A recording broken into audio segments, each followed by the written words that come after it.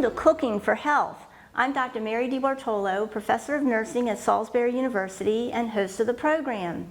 I welcome back Katie Dorsch. You're a dietitian and you work at Atlantic General Hospital, and you've been my partner in this show for quite some time now. Yes. What are we cooking today? So today it's almost summertime, so I thought we would start talking about some healthy summer sides and a nice refreshing mocktail that we can have while we're out there on that grill cooking for our friends and family. And relaxing on the patio. That's right. Nice. So what are we making? So we're going to get started first with our mojito mocktail. So to do our mocktail, we have to make a simple syrup. So we have half a cup of water.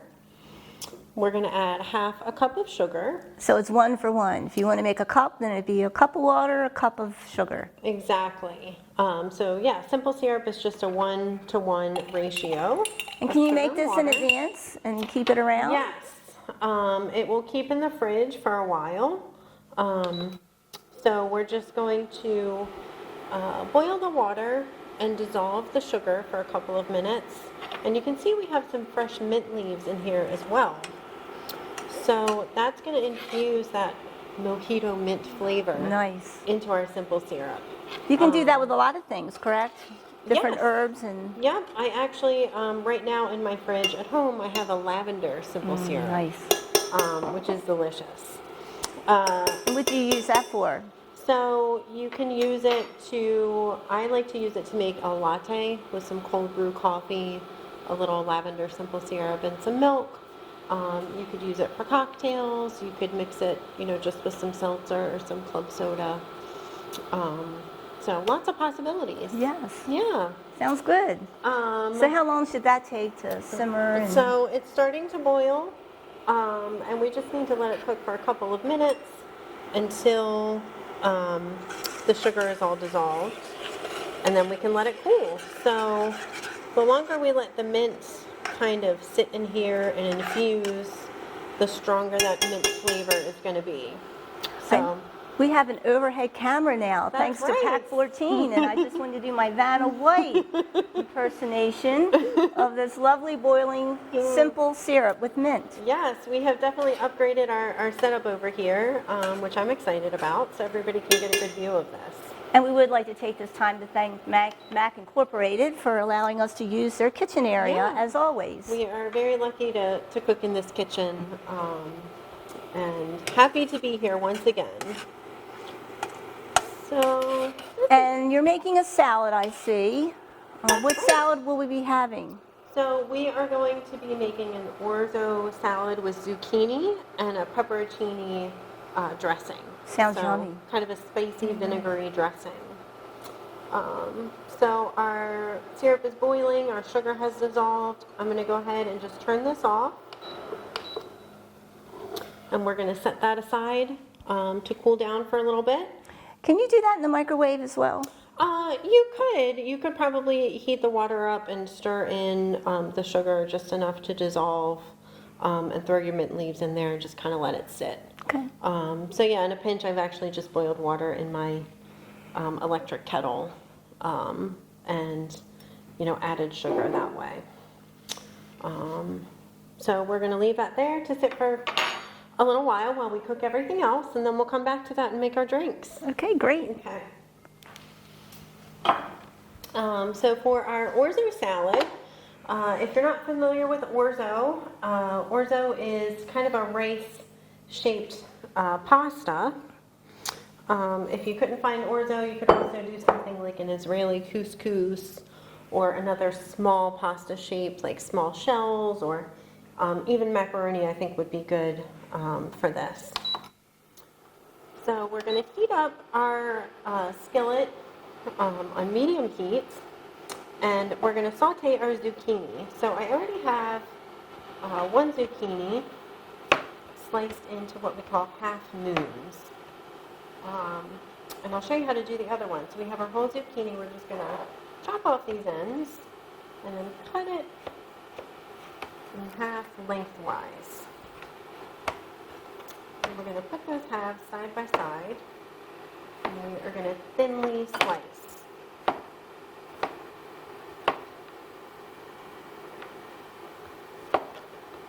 And this is a great recipe for using up some of that zucchini that you might be growing in the garden this summer.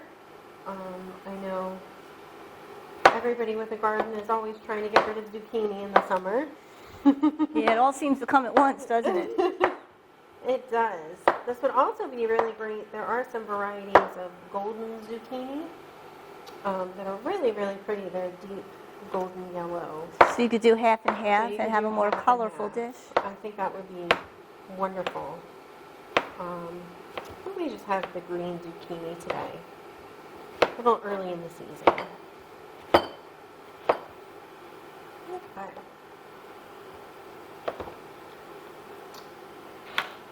So we've got our zucchini all chopped up. We're going to add some olive oil to our skillet. Ooh, actually, before we even do this, there are some walnuts in this salad. So we're going to just briefly toast these walnuts. So no oil there, just toast them up on a dry Right. pan. Yep, the walnuts don't need any oil. They'll just cook for a couple of minutes. We should start to smell them. They'll start getting fragrant and toasty.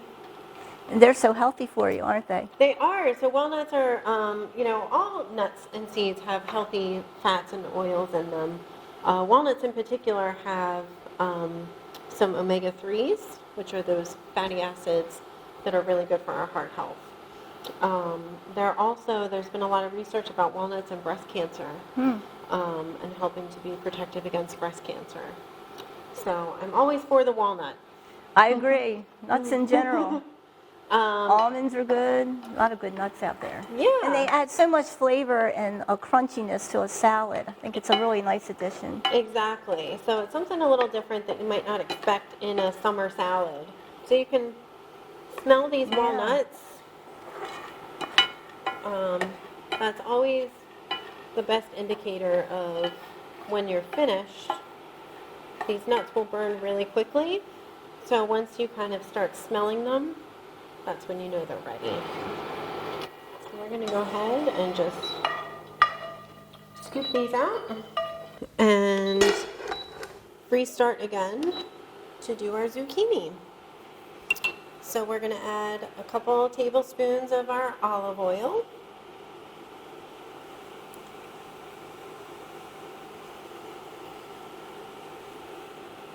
Another healthier fat. That's right. We're all about the healthy fats over here. So once that gets warm, we'll give that another second. We're going to throw the zucchini in here and just kind of saute it for a few minutes till it gets a little bit more tender. And we'll be ready to put our salad together. Zucchini to me is a little on the bland side, so it's about what you add to it. Right, Correct. it is kind of a blank canvas, so we'll make sure to add a little bit of salt after we cook this zucchini, and then we have lots of flavor that's going into this dressing to really perk it up a little bit. Right. I've grilled it, in the oven, boiled it, and you do need to add some salt and pepper to it. It Yes. is quite flavorful once you do that. So yeah, don't be afraid of the salt shaker when you're cooking your fresh vegetables. So while that's cooking, I did want to talk a little bit about food safety. It's summertime, everybody's outside, having family barbecues. But it's important that we keep our food safe while we're out and about, especially as the weather gets warmer. So one thing to keep in mind is you don't want to keep food out, especially in the summer heat, more than a couple of hours. On days when it's really hot, I'd say no more than an hour, but we tend to kind of forget about those things when we're, relaxing outside with our friends and family. So just be aware to bring some of those side dishes inside, kind of after everybody's done eating. Or better yet, if you can keep the food inside while you eat outside. True. And then people can get their steps in, going inside to get the food. That's right. A little exercise. A little exercise for the day, too. I know, I've been to barbecues where people leave food sit out, in my opinion, way too long, and I'm like, just throw it out now. But it's better to be safe than sorry. Correct, yeah. So definitely if it's been out too long, throwing it away is going to be the best thing to do. What are some other tips you'd like to share? So for grilling, because of course summer is a popular time to grill things like meats and hot dogs and all of those good things, one important thing to remember is highly charred foods or foods that we grill that might cause some flare-ups. Those can actually create some potentially carcinogenic compounds. So this happens, it's specific to meat products or animal products that we put on the grill. Vegetables don't have those compounds, so grill your vegetables away. But, things like chicken and hamburgers, especially Sausage and things like that. when we can get some of those big flare-ups and some of those dark charred spots, those can create those dangerous compounds. So trying to grill things over as low a heat as possible so we don't get those big flare-ups. Moving things over onto indirect heat so that it's kind of out of the direct flames. Bring the lid down maybe to help cook things a little faster Yeah. if you have it on a low heat. Exactly, and then just quickly sear it on the hot side will be a better idea. Also using a marinade on things like your meats can actually be protective against some of those compounds. So making sure you're marinating things. I didn't know that. The Yeah. marinade would be protective too, as well as add flavor. Sure. Yeah. But again, vegetables, we don't have that issue. They don't create those compounds when we grill vegetables. What are some nice vegetables to do on the grill? Sure. So zucchini, of course, is a good one. Sturdier things like onions, bell peppers, things like eggplants. Asparagus? Asparagus, yep, that's a good one. Broccoli. I grow broccoli a lot. In the I've never summertime. put broccoli on the grill. It's very good. Is You'll it? have to try that. I boil it in my oven. It is very tasty. Right. So yeah, I do broccoli a lot with, it's got kind of a lemon and olive oil marinade. Oh, nice. And then if you have a grill pan, you can toss it on there. And it turns out really good. Nice. So our zucchini is getting a little bit tender. We've got a couple brown spots happening. So you have this on medium high then? Yep. So we're just going to give that another minute. See if we can get a little more browning on there. And then while we're waiting on that, we can go ahead and mix up our dressing for the salad. So we are going to add these walnuts that we've already toasted. If you're making the salad ahead of time, it's best to leave the walnuts out until you're ready to serve. If they sit too long, they'll kind of get soft and not very crunchy anymore. So we'll go ahead and add our walnuts. We also have a 1/4 cup of olive oil.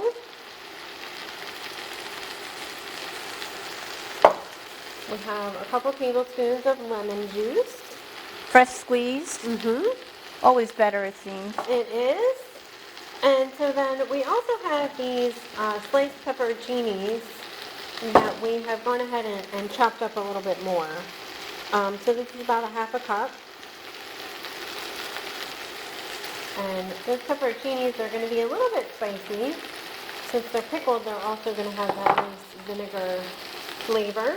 So is that some probiotics there or prebiotics or? Maybe a little bit. Yeah. We're going to add some thinly sliced green onions. And we have a couple tablespoons of chopped fresh parsley. And we are going to post the links to these recipes at Yes. the end of the program. We will have all the recipes linked at the end so you can make them at home. And then we have a clove of minced garlic.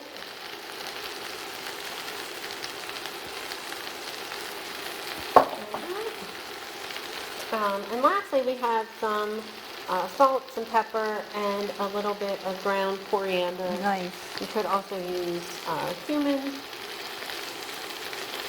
Are they the same thing or Um, very similar? They're similar in flavor profile.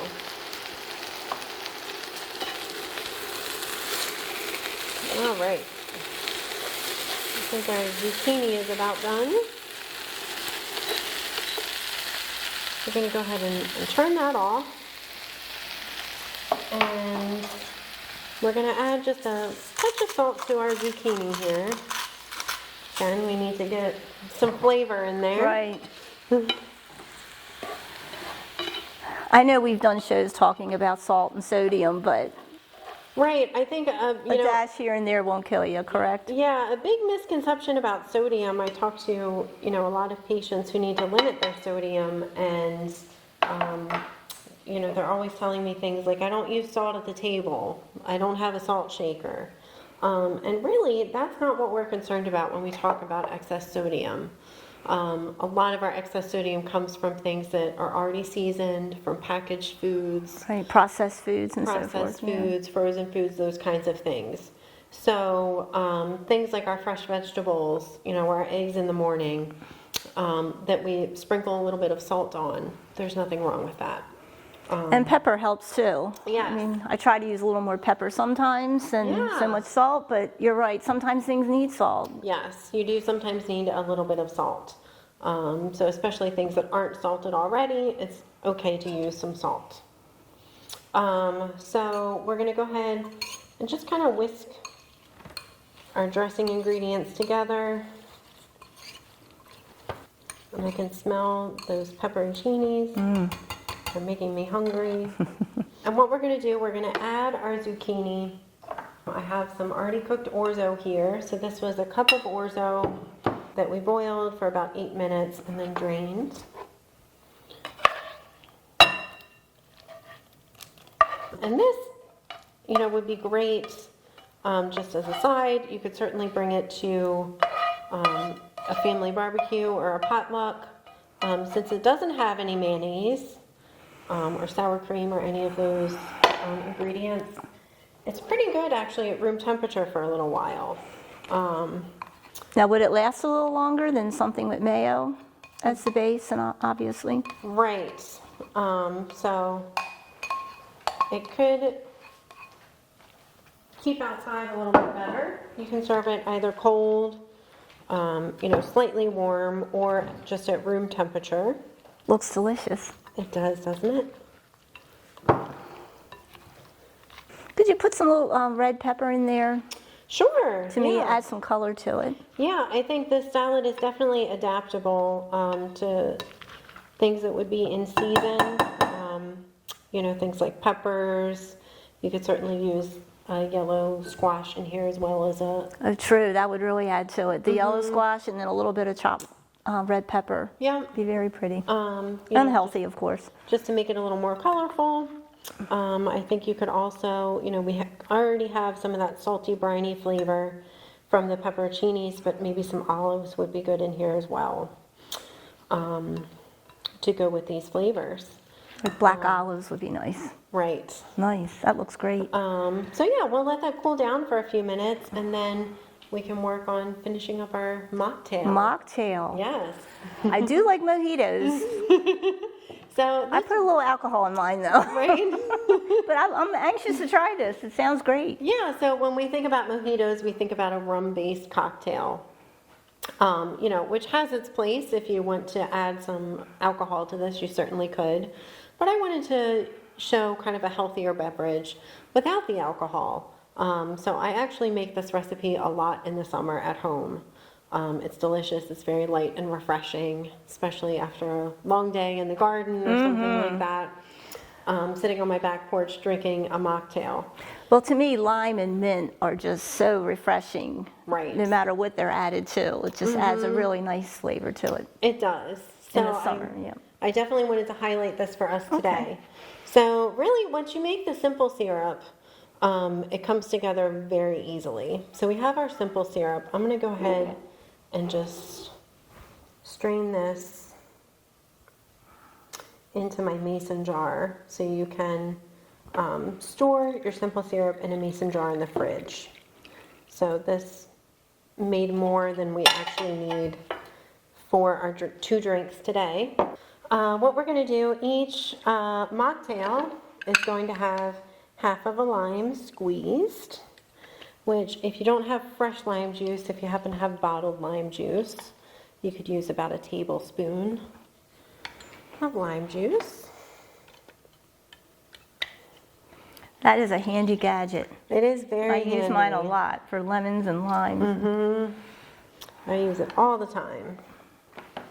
So then we're going to add our simple syrup. So we need about 2.5 tablespoons of the simple syrup for each glass. And if you have one of these handy measuring cups, those are great for making cocktails and mocktails. Could, of course, add more or less simple syrup to taste. And then all we're going to do is top it off with some club soda. And you already had some mint leaves in the bottom there. Yeah, I put a little mint sprig in there just for garnish. But you don't muddle it, you just put it in. Yeah. I guess the simple syrup flavoring helps. Yep, because so much of our flavor is in the simple syrup. So we're just going to top this off with about 6 ounces of club soda. If you had, you know, something like a flavored seltzer that would go with it, that would work as well. Something sparkling and bubbly. And we'll just give these each a quick stir. And then we'll get our salad plated and we'll eat. Okay. So one last thing, we do need to add some freshly grated Parmesan to our salad. If you wanted to keep this, you know, vegan, you could certainly leave that out. Well, they have vegan cheese now, don't they? They do have I've seen lots that of at the vegan store. cheese now. So that could be an option. And we'll just give this another toss. If you do make this ahead of time, a lot of times with pasta salads, it can kind of dry out a little bit. The pasta will suck up some of that dressing. So you can just add an extra drizzle of some olive oil to kind of moisten it up a little bit. That's easy enough. Yeah. So, this looks delicious. It does. So it would go great with some grilled chicken, some grilled fish. I cook with a lot of pasta, but not orzo so much. I'll have to try it. Yeah, orzo, it's a great shape. It lends itself well to a lot of dishes.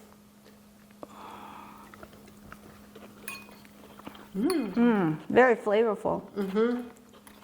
I love the pepperoncini flavor to it. So even though the pepperoncini is a little bit spicy, it doesn't really make the dish spicy. No, it's kind of toned down by the olive oil and it just all blends well. The walnuts are great, adding a little crunch. If you didn't want to do walnuts, you could certainly use another nut or seed. I think something like sunflower seeds or pumpkin seeds would be good in here. Some sliced almonds. So lots of options to play around with that one. I think I'm going to try this mocktail. Yeah, cheers. Cheers.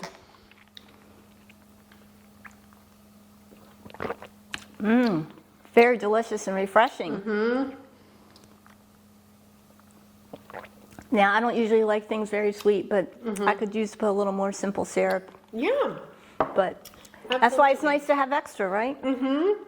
Again, something that you can adjust to your flavor preference because it doesn't turn out very sweet, which is what I like about it. But you could add more or less. Well, you know what I've had is strawberry mojitos. So you could put maybe some berry flavored seltzer and put some strawberries in there. That would be really I got all good. kinds of ideas going through my head, but it's very good. Yeah, you could probably muddle some strawberries into your simple syrup and let that sit for a little while. Possibilities are endless.